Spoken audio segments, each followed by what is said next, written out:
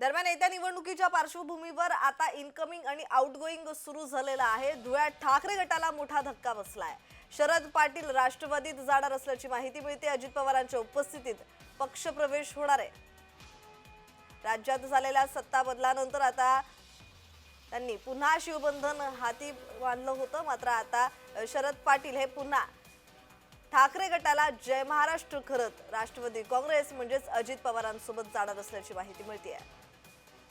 आणि या संदर्भात अधिकची माहिती देत आहेत आमचे प्रतिनिधी तुषार परदेशी। तुषार, खरं तर आता येत्या निवडणुकीच्या पार्श्वभूमीवर आउटगोइंग इनकमिंग सुरू झालेला आहे।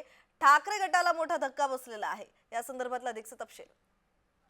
नक्कीच प्रज्ञा, प्राध्यापक शरद पाटील हे माजी आमदार होऊन चुकलेले आणि ठाकरे गटामध्ये त्यांनी 2004 मध्ये पक्ष प्रवेश केला होता। त्यानंतर 2009 मध्ये हे निवडून देखील आले होते। धुळे ग्रामीण मतदारसंघामधून हे आमदार म्हणून या ठिकाणी शिवसेनेमध्ये हे शिवसेनेच्या तिकिटावरती निवडून आले होते।